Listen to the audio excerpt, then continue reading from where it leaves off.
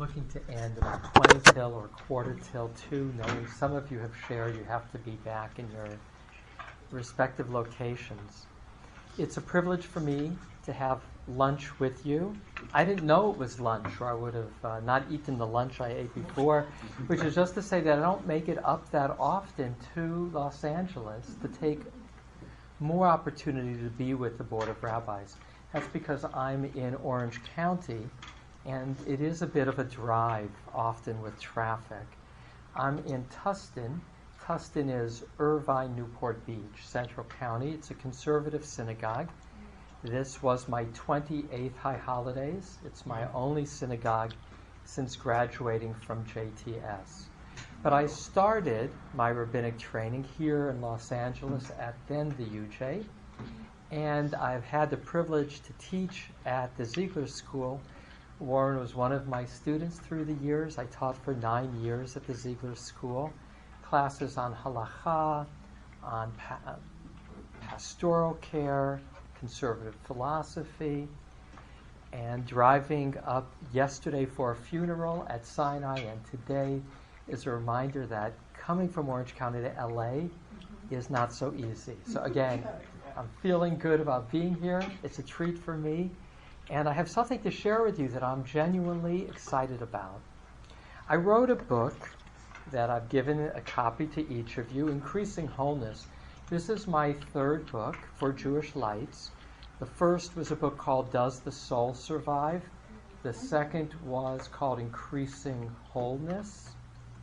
And no, the second one was Healing from Despair, about mental health.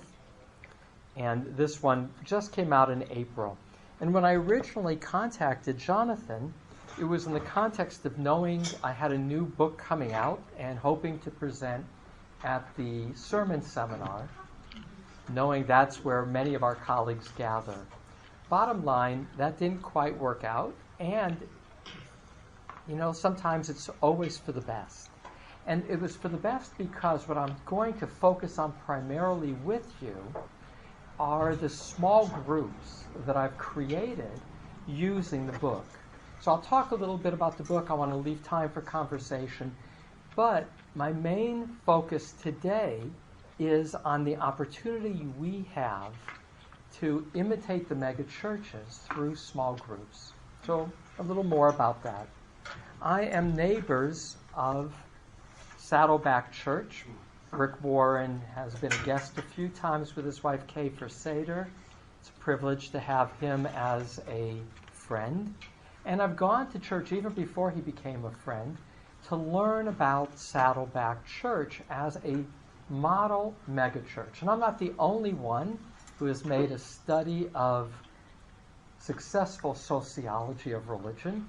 My friend Ron Wolfson has also been a partner in the study of Saddleback.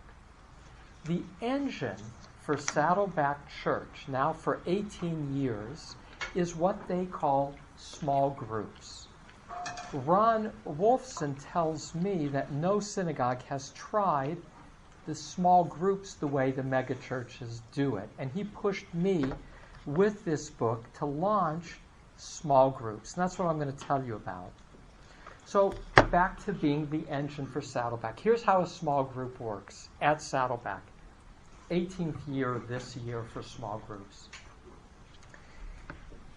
Every year there's a campaign, they call it a campaign, in which they pick a topic that seems accessible and compelling to congregants, and not just the congregants, to others in the larger community. So Rick's book, A Purpose-Driven Life, was originally a small group study, Finding Your Purpose.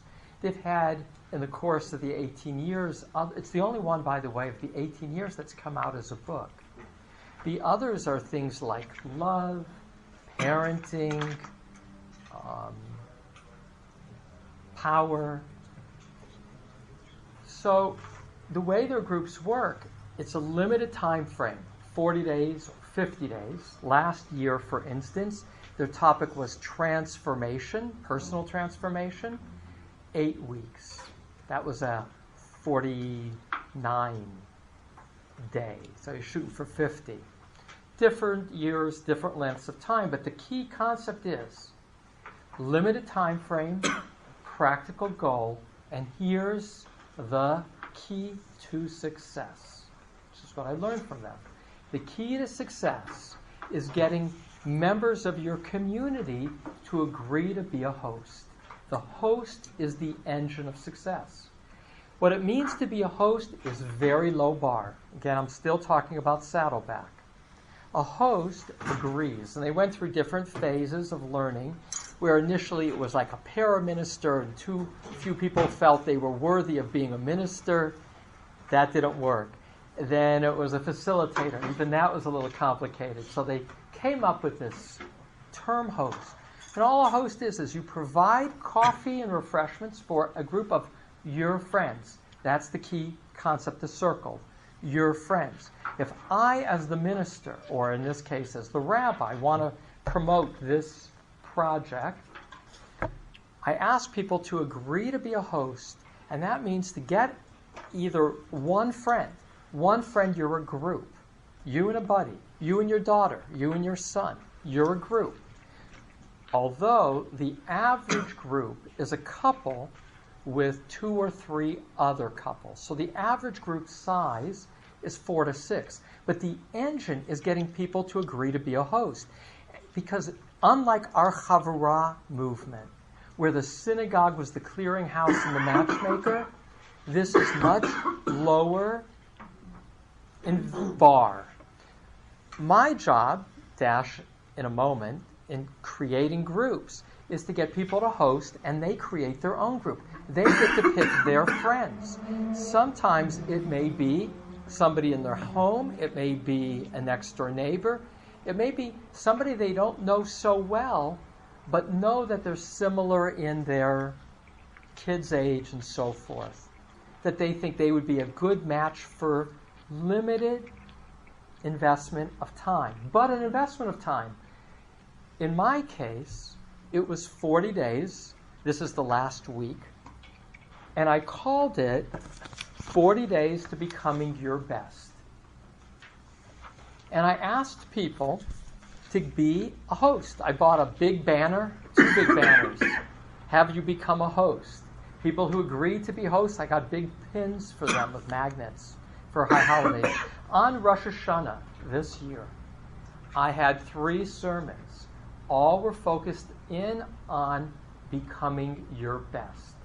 So the first one was, I should have double-checked what I spoke about. But where your congregants don't remember either. They don't remember. The first one was, but the way my 5 chapters, my central 5 chapters in my book are body, heart, mind, spirit, and hand.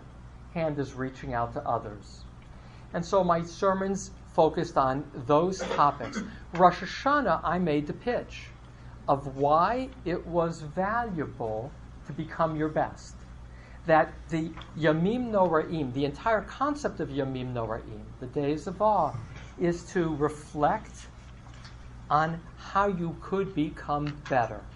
And one of those 3 sermons was about Chavruta, how Jewish learning is at least in pairs or in groups. Because when we learn out loud, we slow down, we reflect, and we surprise ourselves by what we say in a conversation. In my congregation, I have about 470 families, so I had about 1,000 people in front of me at Rosh Hashanah. Initially I thought if I could get 50, that'll be a big success. Well, even before Rosh Hashanah, I had 50. So I thought, well, maybe I'll shoot for 100. Bottom line, I wound up getting 94 hosts, averaging 4 to 6 people. This is the last week. Let me read you a testimonial from yesterday. I have a dinner on Friday night this week to celebrate the end. Saturday will be 50 days. This is a congregant. I did a funeral for his son last year. Rabbi, Our small group has been uplifting, educational, and informative. Since reading the book and attending this small group, I have started reciting Moda'ani prayer every morning before I arise. I did not do that prior to reading your book. Debbie, his wife, learned it's okay to give a blessing to anyone. She previously thought only a clergy person could do that. She loves your blessing. Quote, may you feel at ease, may you live with strength, may you live feeling deeply loved and grateful, unquote.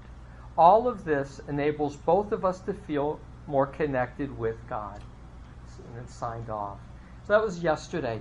The part that has surprised me is the diversity of the groups, first of all. Wherever I go, I was at the JCC last week, and I don't make it in Orange County over to our JCC that regularly. I had two different congregants. One, a woman who runs our community foundation in her late 40s probably. Another, an Israeli, originally, probably about 70. Come over to me to gush about their small groups. I recently saw Rick Warren. I was at the church. He did a conference on mental health, 3-day conference.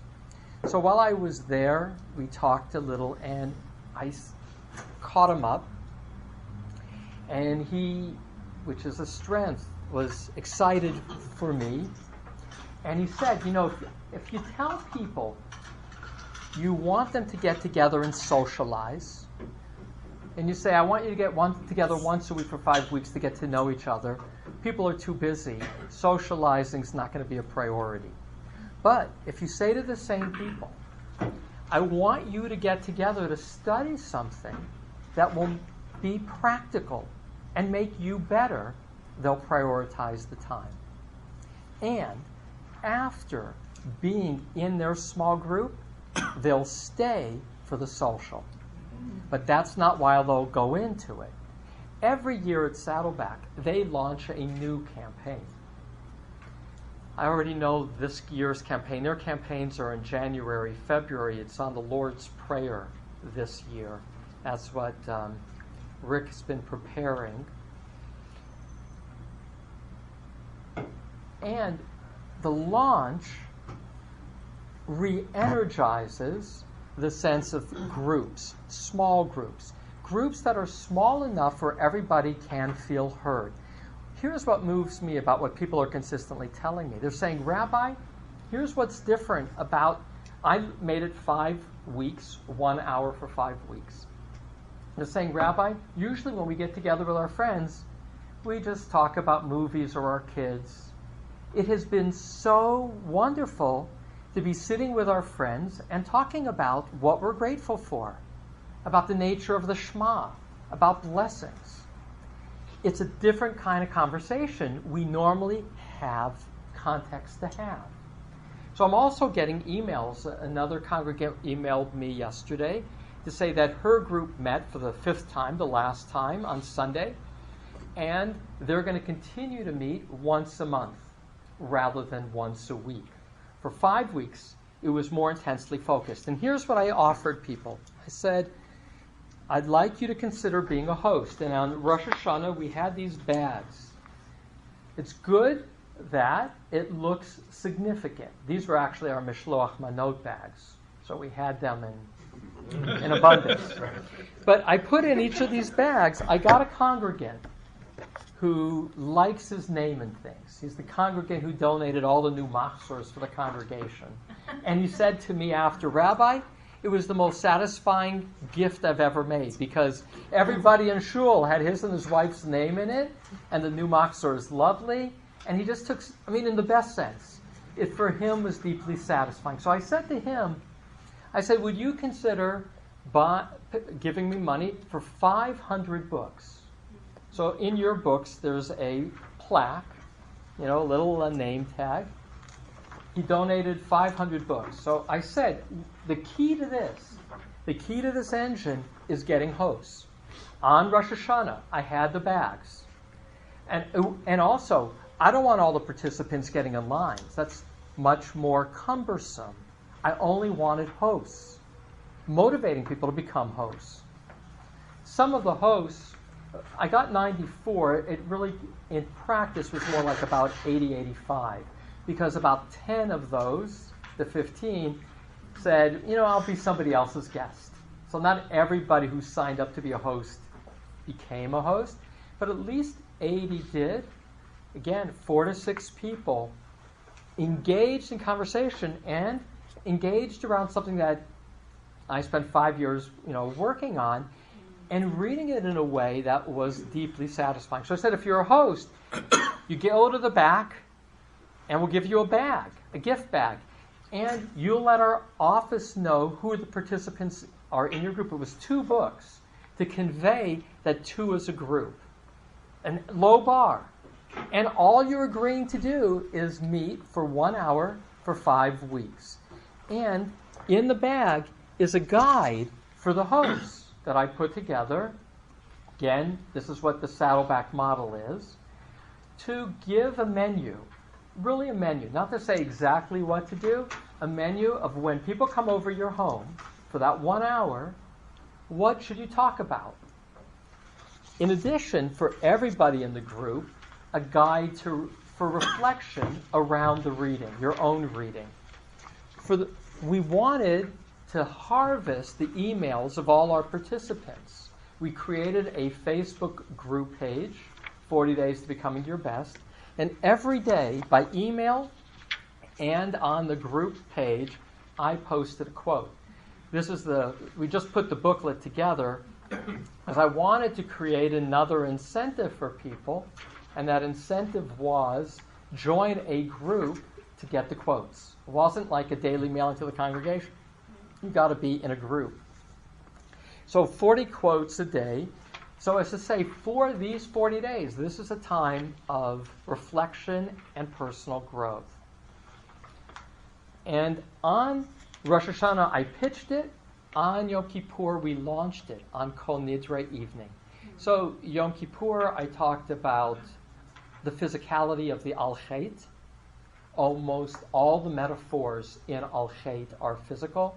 Lips, heart, ears, done in a variety of ways, because it was about physicality. And it was the day 1 of the launch, was Kol Nidre, because I wanted on day 1 to say, we're starting together tonight. This is day 1. Psychologically, I wanted to end the end of October, because I wanted to say this is September and October, just how it played out this year. So it doesn't feel like a huge commitment. So we launched it, and I gave everybody these bookmarks, which was day 1 and day 2, Yom Kippur, a quote. If you become a participant, you'll be getting this every day. So this was a handout for everybody who came. And we picked up another 30, 40 hosts at lunchtime. And on Yom Kippur Day, it's a little closer than Rosh Hashanah, I talked about listening. And in each of these cases, I created practical experiences. So another word about what's distinctive about the book. This, frankly, I also learned from Rick Warren. One of my areas of interest for many years, this whole separate story, is guided imagery, guided meditation. I'll do it before Yizkor on Kol Nidre. I actually did a talk for the Board of Rabbis years ago on guided meditation that got me to do one for the CCAR as a conference call a couple years ago. So that's just an example of saying to people, we're going to do Yizkor in a moment. That's a moment to pause, to connect with somebody who has passed, to connect with them by bringing them to mind, to presence. See yourself sitting in a room, your loved one or loved ones walk in the door, and I'll create an experience. They either give them a hug, they have an exchange. Guided meditation. It's been a whole separate conversation as to my mentors in that regard. But the bottom line is, I knew years ago, this book took 5 years, that I wanted to put together a book that dealt with guided meditation and spirituality. 5, 6 years ago, there wasn't a mechanism to integrate spoken word and written word. So when I got Rick Warren's 10th anniversary Purpose-Driven Life, he had, at the beginning of every chapter, a QR code reader with him simply introducing the chapter, a 2-minute little video from YouTube. And I said to myself, that's what I've been waiting for. But rather than just doing an introduction to each chapter, which I did do, all of my guided meditations, there are 30 YouTubes that I made that got integrated into this. It's the first time Jewish Lights has integrated videos with the written word. And there's also an electronic version of the book off of Amazon where the YouTubes are only a click. Because what they do at Saddleback is when you go to somebody's home, mind you, Saddleback Church is the kind of church where there are no books, right? There's just the big screens that you sing along with. And frankly, their service, if their service is an hour and a quarter on average, it's 50-minute sermon with 10, 15 minutes of singing on either end, right? That's just how their services are structured. So bottom line, back to their small groups. The way they work a small group for the last 10 years or so is they would give people a DVD to put in to their television, and it was on average an 18-minute presentation on the same topic that all the small groups were working on. So if it was on love, that was the sermon on Sunday, an aspect of love, loving your neighbor, loving your God, whatever it might be. But this video was different than the material, different than the sermon, complementing it. So as to say, there's an incentive for you to be in a small group because you're going to get new material. But it was video-based. And so after I knew that guided meditation, guided imagery, and regular meditation was a part of my interest, part of my rabbinate, that I wanted to integrate that into a book. And it was Ron Wolfson, who's my dear friend and teacher, who took me 2 years ago, 2.5 years ago, to Saddleback with a couple of his people from Synagogue 3000 to meet with the guy in charge of their small groups, a guy named Steve Gladden. For the last 18 years, he helped initiate small groups, and he's been the general in charge. I say general because they call it a campaign, but more. They draw 20,000 people on an average Sunday to church in 2 shifts, to their main campus. Somebody donated $50 million about 2 years ago. Now they're opening up churches in LA, in Moscow, in Buenos Aires, all over the world. Bottom line, we went 2 years ago, met with Steve Gladden, and Ron said to me, Ellie, I want you to be the one to be the launcher of small groups for synagogues. And I thought to myself, you know, I'm flattered, but I don't know what one would study. My book wasn't still in process. And I don't think my people, who tend to be professionals, would commit to that kind of time. So I was, okay. I sent him the manuscript when it was done, and he said, Ellie, this is your text. You have the YouTubes in it. You have your videos in it. You should launch this as a small group. And so initially when I offered to present to the Board of Rabbis, it was to promote my book. Obviously, a lot years go into preparing a book. But what I'm genuinely surprised by and excited by is the success of the small groups. In terms of how many people said yes, busy people, successful people, because they enjoy being together with each other, and the idea that they can talk about becoming better as people with people that they would like to be with took off not only in the numbers, but in the goosebumps that I get hearing them tell me how meaningful it has been for them to be in these conversations. So in that regard, now we're ending. We're ending on Friday night. And I already sent out an email last week encouraging people to consider to keep going. That's what they do at Saddleback. Now at Saddleback, after 18 years, They have 18 years worth of campaigns, plus other materials. They have a library of videos and other materials. All their sermons are taped, for instance. So they keep their groups going. About 2/3, I think, of their groups keep going, and then it gets reconstituted every year with a new campaign, with energy, new purpose. So I got an email yesterday from this one group. They're all, again, very impressive in their professional successes.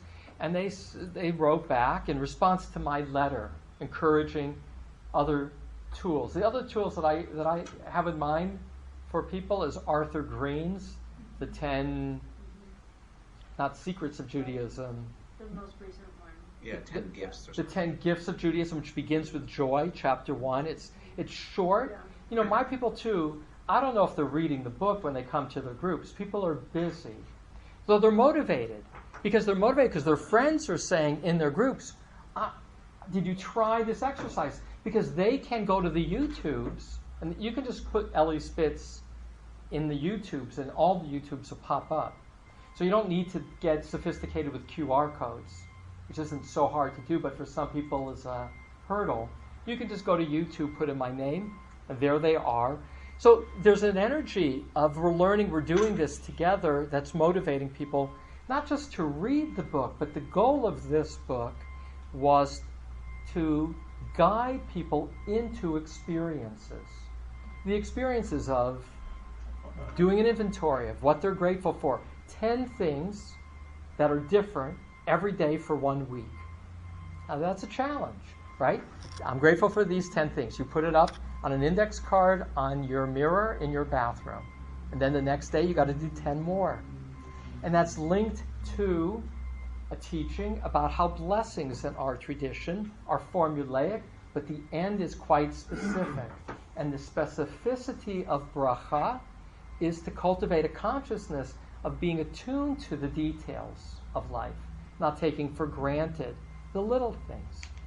So, in sum, small groups is not something that we as synagogues have been engaged with.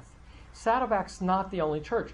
We have in our community an African American church, Second Baptist in Santa Ana, the largest of the African American churches. Their pastor, John McReynolds, was a friend who died about 2.5 years ago. He did his undergraduate work on scholarship in opera. So when he sang the hymns, wow.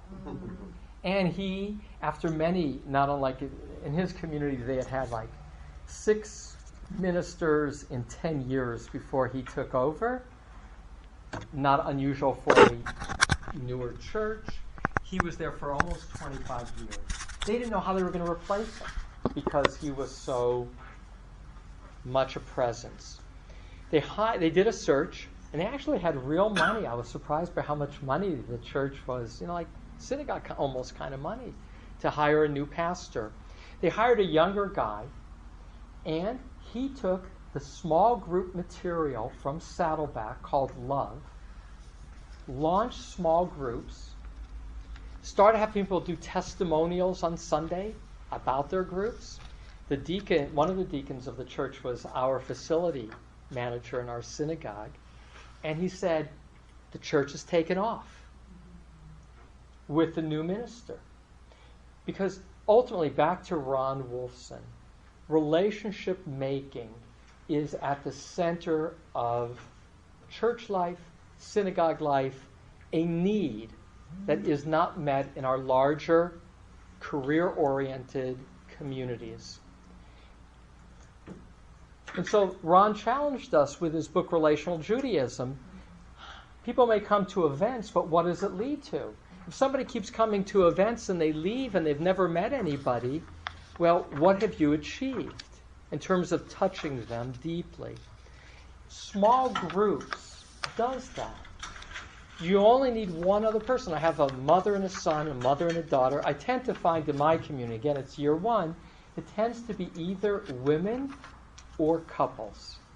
Men haven't taken to it as their organizing principle. We have a men's club that 4 times a year does something called Hearing Men's Voices. They met on Sunday to talk about intermarriage in ways that was like a men's group.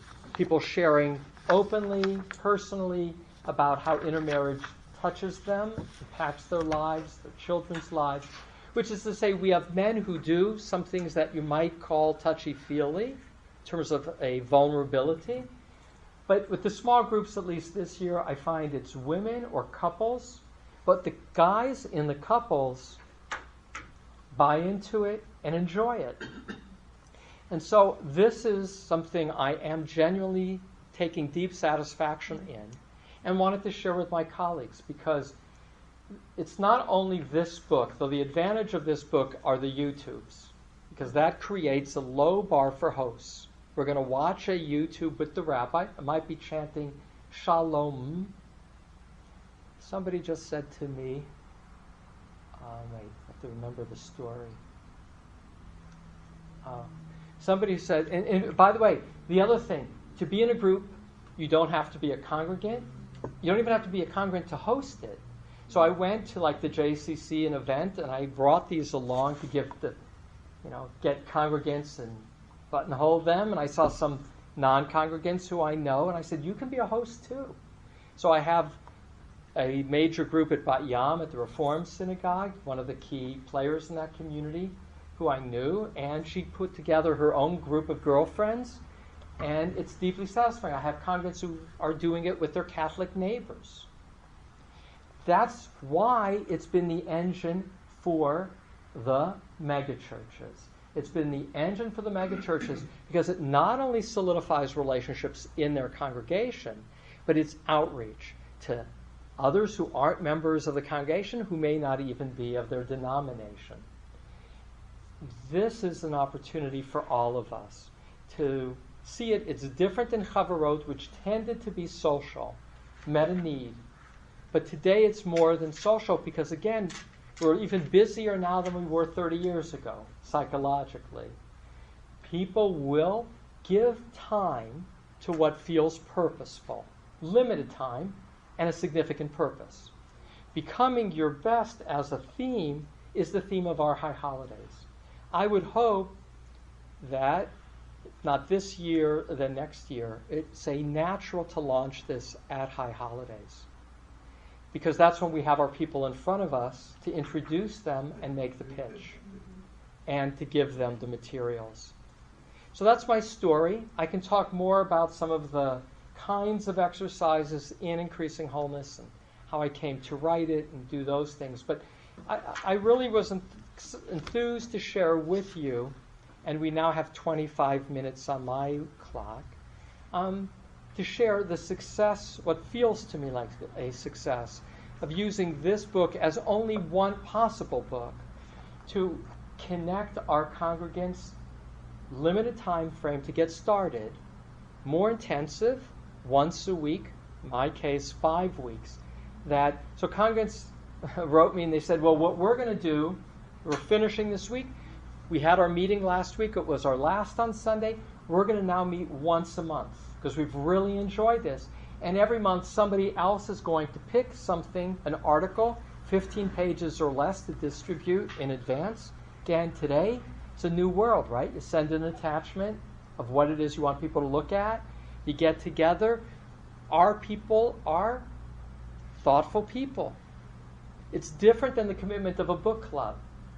It's much more focused. And so they're going to continue that way. I'm going to present Art Green's book. Adam Greenwald has put together a lovely book called Standing on One Foot. I mentioned that. Alan Moranis has a lovely book on Musar. What was advised to me by Steve Gladden, that's again the general for small groups. I had lunch with him 2 weeks ago to tell him about the campaign and get his guidance for what about next. He said, don't give too many choices. When it comes to this kind of thing, he says, people want to keep it simple. He says it's like when you're on tour. You're touring, you don't want your tour guide to give you too many choices. You want to rely on them to tell you maybe 2 choices, but where they think you should go. He said it's the same thing here. Be clear, be accessible, try to get groups to keep going because those groups are the fabric of your community. So I'll stop to have you ask some questions. Jill? Okay, so first of all, Cole Huckerbug. Thank you. Beautiful, beautiful. So they play the video that you've done at the beginning of the session, beginning of the meeting, yes or no? Not necessarily. Okay. So in the host guide, and I'm a little self-conscious myself about being the YouTube focus of a session, but I have 2 of the 5 I have with a YouTube with me. So I'm a hybrid. I'm not doing the Saddleback thing fully. But it was nice having it in the mix. Okay. And then also, how long does the group meet? And is it for dinner? I mean, how are you keeping it an easy yes? So I'm telling people 1 hour. So 1 hour. And you can either meet in a home, in a coffee shop, or in the synagogue. If you need a place to meet in the synagogue, because some people are self-conscious about people coming over, whatever, or the kids need babysitters. So I give choices as to where most people, but I'm again harvesting, do it in their home. They tend to do it on a Sunday afternoon or an evening. They call it for 1 hour, usually, like coffee and desserts. And they probably wind up going more like an hour and a half because they're socializing for half the time, which is to be expected and part of the goal, people to connect with each other. I'm sorry, one other question. Is Yeah. the host expected to facilitate Yes. the conversation? Okay. Yeah, though there's not a lot to it. So my executive director, for instance, she has a small group, and her husband tends to be the facilitator. He's a MBA type. Bottom line, she said to me, she said, she's a social worker, he's a business guy, and she said, I'm used to this kind of conversation, but my husband isn't. He is so excited to be now talking about, what are you grateful for? Those kinds of conversations. But she tells me, really prepares materials. I have a school teacher whose husband died recently, and she's still in the first year, and she created a group, and she photocopied all kinds of material for people, and she's a school teacher.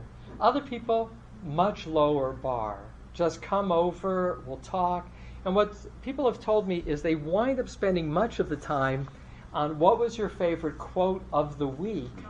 And each of the quote has kind of a one-line summary, which is my take on the significance of a quote, and then 2 reflection points. And what they're telling me is that reflecting on those reflection points is an accessible conversation point. Two unrelated questions. One is, for the host, was there any training session or anything like that other than them getting this? No. Didn't bring them together or anything like that? I did not. Okay. And you launched it within members of your congregation. If I'm too new to your congregation or I don't really feel like I know anybody, how do I get involved? It sounds like it works really well for those Who know connections people. already. So 2 things. We do a bit of a hybrid, meaning we did create a list of people who want to be in a group but don't want to host and don't know anybody. So we matched about 12 people. So you did this match. We had somebody in the congregation who knew a lot of the congregants, and she matched about 12. And so we said to people, if you want to participate, we'll help connect you. But the key push is getting hosts. The hosts are the engine. Participants is secondary, but we did connect people. Who introduces the idea to the host? Is that your job, a colleague, a congregant? Who's the quarterback in that situation? In what regard? Who asks to people to host? Oh, that is me. Now it's me and a couple congregants. So for organizational, I had a key congregant who came up with the title. Just shows you how much you learn from congregants, of becoming your best. She read the introduction to the book, the phrase popped out at her, and I thought, that's High Holidays. High Holidays are about becoming your best. I could talk about that on High Holidays.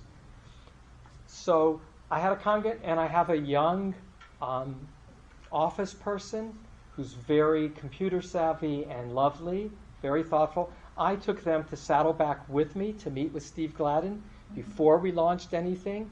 And they, in their staff role and in their lay leadership role, were my partners in packaging this. But the work was mine. I mean, I ultimately had to put together all the materials, but they were there to react and to package it.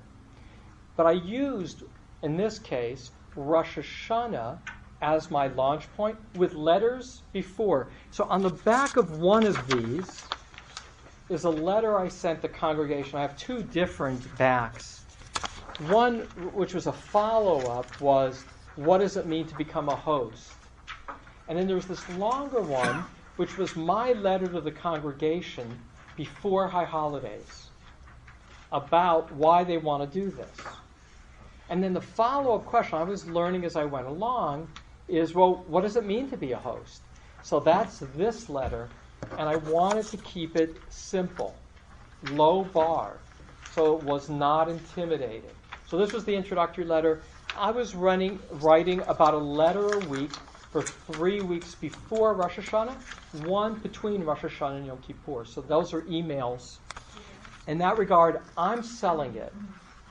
And if I see people, and I know who my influential congregants are, the popular, like in high school, right? So I'm going over to the people who I want to say, who's hosting? So-and-so, which is really? So I picked handful, pretty big, I'm like totally distracted preparing for Rosh Hashanah and Yom Kippur. But at the same time, in the back of my mind, if I saw people, I would say, we do have these in the office for you. Would you consider accepting one as a gift? Low bar, look it over. You don't have to agree now to be a host. Take it home, look it over, and see if it's something you would consider. So I had the luxury, and these are the last, literally the last of my books, the ones I just handed out.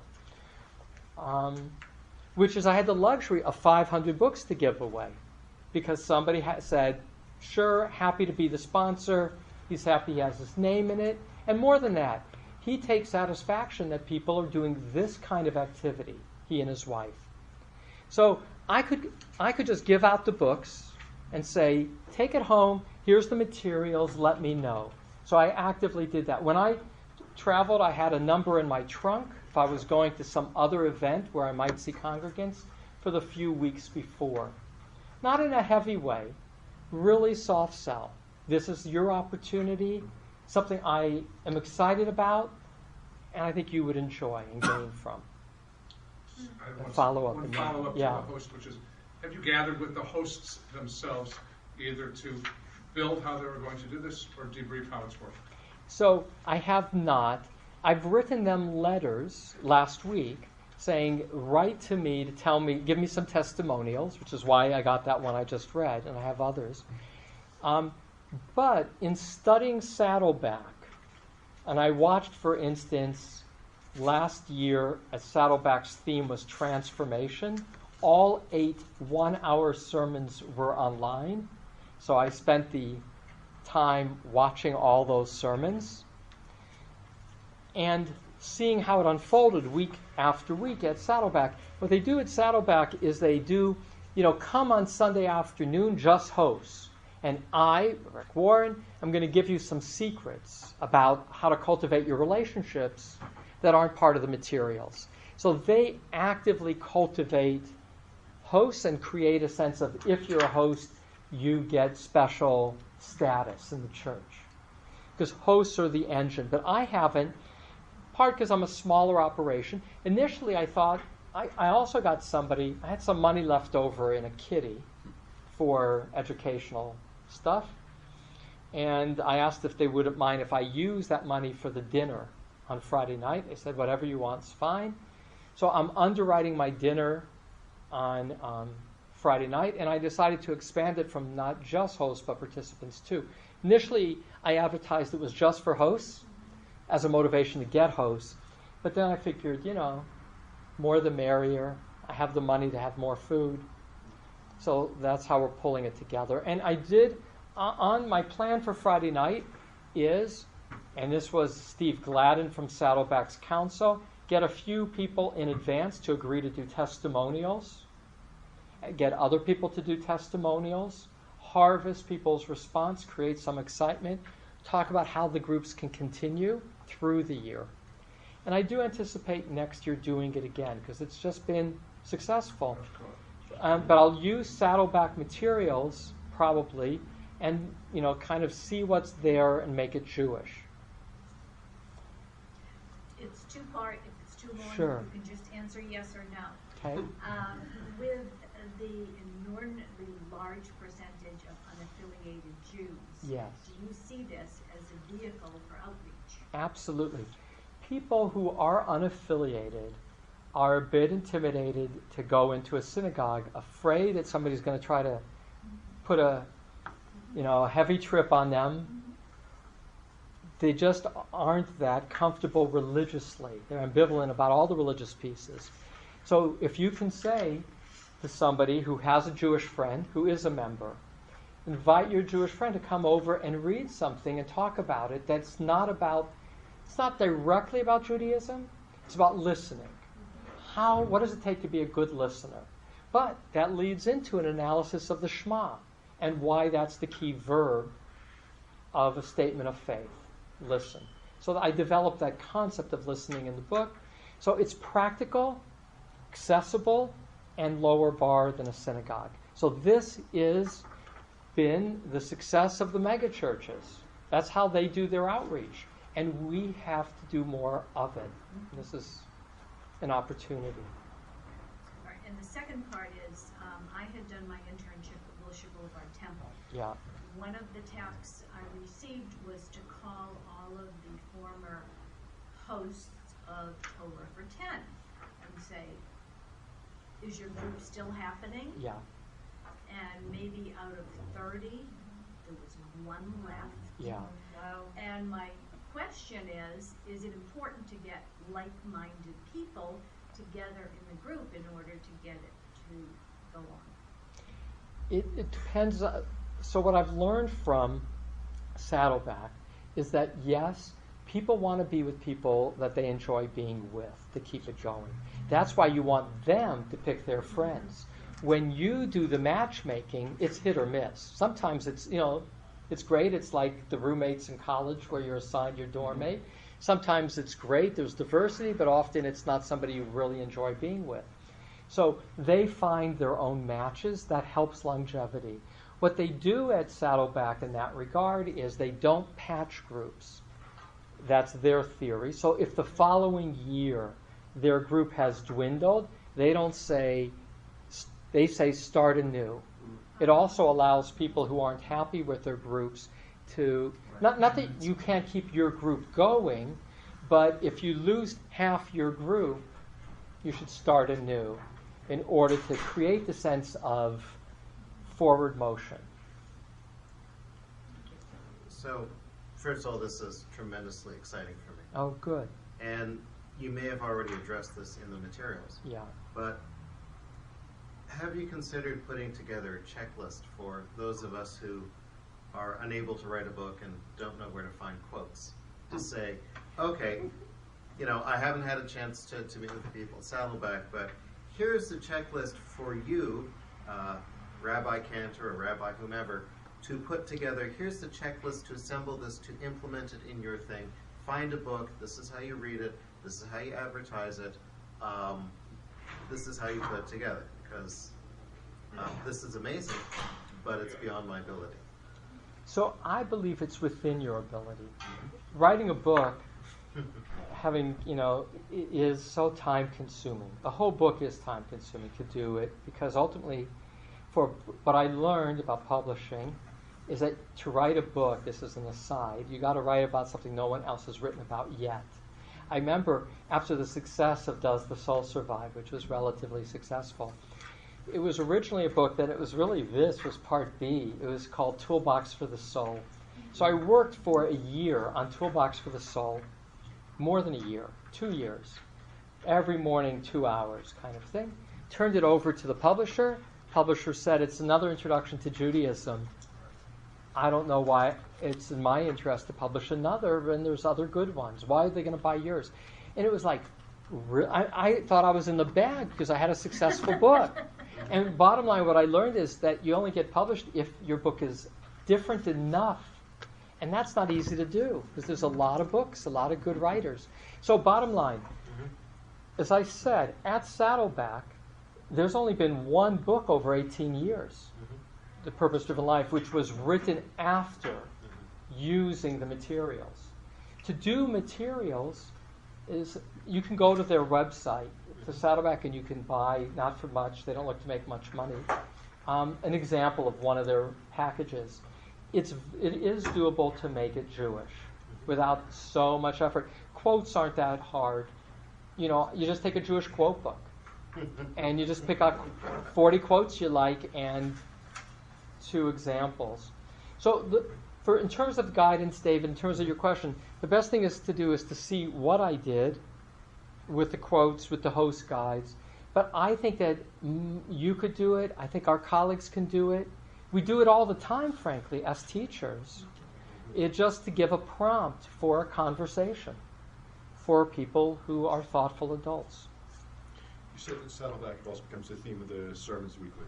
Did it become Yeah. your weekly sermon theme also? Or It did not. Because you're, like our people, they're not at Right. synagogue. So this year, and I don't know if I'll do it next year, but it was for all 5 of my sermons, particularly the 3 on Rosh Hashanah, the punchline. And I had to be careful because the congregant said to me wisely in advance, she said, you know, Rabbi, when people come at high holidays, they're looking to be inspired and filled up. If it comes across as an infomercial, they'll be turned off. They're coming to have their needs met, not to meet your needs. And they can look at it cynically. They can say, you're just promoting your book, Rabbi. I mean, get over it, right?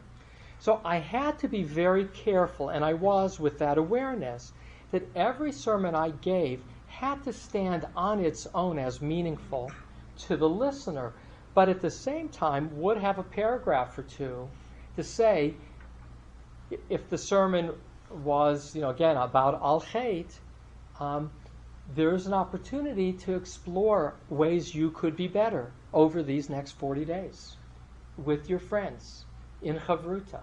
So there's always a little tagline, but it wasn't like the purpose of the sermon. So that's where, again, I think for high holidays, we have our people in front of us for at least a couple of those major sermons. That's our selling opportunity. And then follow-up has to be done. In this case, I thought I was going to do follow-up with letters to the congregation after our holidays, and then the Sukkot and Shmini Atzeret, knocks the air out of us. I didn't have any koach to keep working it. And what I found, this is my delight, is I didn't have to do more. They were given enough to work with, and their excitement was simply being together, talking about something meaningful. So is everyone, did you give a book to every single person No. in those groups, or did they buy them? No, free. Again, I had 500 books to work with, Right, so they had to agree to be in a group, in a group. but it okay. wasn't everybody in the congregation. In other words, I wanted an incentive. You had to agree to be in a group to get a book. My congregant, when I asked them for the 500 up front, Yeah. right, before I really started, this took weeks, even months to kind of get put together. And it was in stages. So I said to him, would you buy 500 books to give out to the congregation? He said, yes, be happy to. He said, I'll mail them. I said, that's a lot of money. He says, I don't care, it's fine. We'll mail them out before our holidays, and you can talk about it. People have looked over the book. Wow. So that was his offer. And then after thinking about it and meeting with the people at Saddleback, I thought, I don't want to have a free book. I want people to earn it. And to earn it is they agree to participate, and then they get the book for free. But that creates an incentive. Okay, so now, but you said that if at high holidays they came up to you to host a group, Yeah. you gave them a beautiful purple bag, I must say. Yeah. And I had blue bag. Plus- Yeah. And, but if someone says, I don't want to lead it, I don't want to host it, but I do want to be in it, you also gave them a bag and a No. book? No. I'd say we'll give you a book, No, but through your host. And Yeah, we'll you help got you it. find a Got group. it. We'll help you find a group. Okay. No problem there. Yeah. And some of my finest people were in that position where they, for different reasons, we don't want to host, but we'd love to participate. And what's so gratifying to me, again, as I'm pulling it together, is most of my board participated. So we had a board meeting last week, and as people went around the table, it was on the agenda to just say a word. And people are connected to me, in part because it's my book, but more than that, they're connected to each other because they've been doing something for the last month that they haven't done before, which is with a touch of being Jewish, and it's clearly, there's prayers and Jewish ideas, but it's a practical outcome. So again, the 5 weeks were getting in touch with your body, getting in touch with your heart. What are your beliefs? That's mine. What do you believe about God? Spirit, what's the power of intuition in your life? How much do you rely on intuition for decision making? And hand, how do you decide who to give money to? What's your project? So practical, holistic, accessible. So I'll pull it together. Oh, last question, I'll pull it together. For Saddleback, Yeah. they have all these materials, and it's clearly connected to Saddleback. Yeah. Recommendations or thoughts, if around the table here we were to take on such projects, are they synagogue focused, or is it just the whole entire Jewish community? Or any guidance you would suggest on that? It depends on where your influence is. If you're in a synagogue, clearly that's your constituency. If you're doing work in the larger Jewish community, creating groups for study can be very helpful to people. People do want to grow personally, spiritually, religiously. They want a low bar because they're busy and they don't want homework. We got too much on our plates collectively. But once again, because our people are busy, they're not coming to shul very in significant percentages on a regular basis. Saddleback has more people in small groups than coming to church. And church that's evangelical identifies as being Orthodox. In the Pew study, you may have seen that. The 2 groups in America that are closest religiously are evangelicals and Orthodox Jews in terms of regularity of worship and socially value-wise. Bottom line, in the non-Orthodox world, I'm a conservative rabbi, my people aren't coming to shul percentage-wise significantly, but it doesn't mean that they don't feel deeply Jewish and deeply spiritual and want to grow. And so to make it, this is a way to say, let me help you, make it accessible. Limited time frame to get started, in this case 40 days. Adam? I'm just curious whether there was a demographic in particular that this was more successful with than others. I mean, it sounds like it was pretty successful across the board, but was there one demographic that really took off with it, or others where, I didn't notice when I looked at it, I didn't have as many hosts in this area? Where I don't have as many hosts as I would like and would look to build is families with young children. Psychologically, they just don't feel they have that flexibility. So my families tended to, the ones who got engaged are people who didn't have to deal with small children. So that's children who don't need a babysitter, can do their own thing, kids out of the house. They don't need to be better because they're already perfect parents. Right. So that's what I found, and I want to address it, and I have to think about it because, in fact, one of those I asked Steve Gladden, what were your most successful programs over the last 18 years? And among the most successful were parenting as a 40-day thing, better parenting. He said it's not just for parents, it's also for grandparents, it's for aunts and uncles who have nieces and nephews. It's, it's how to cultivate a younger generation. So that's one way I still haven't gotten there. I'll explore how to broaden it a bit. So that's what I found. In my case, it's mostly women who were motivated or couples, largely with the wife being the motivator. And then the guys, back to my executive director, with her husband loving it because it's not the kind of conversation he normally has. So I do look to share this with more colleagues. And I'm privileged. You're my first because, again, I'm only finishing this weekend. Thank you. Thank you again. Let's thank you. It's so hard to go. Great practical and also spiritual stuff. So wonderful. Thank you so much, Ellie. You're welcome. Since I have another job, I have to run. Thank you all. And thank you, Melissa, for Of the host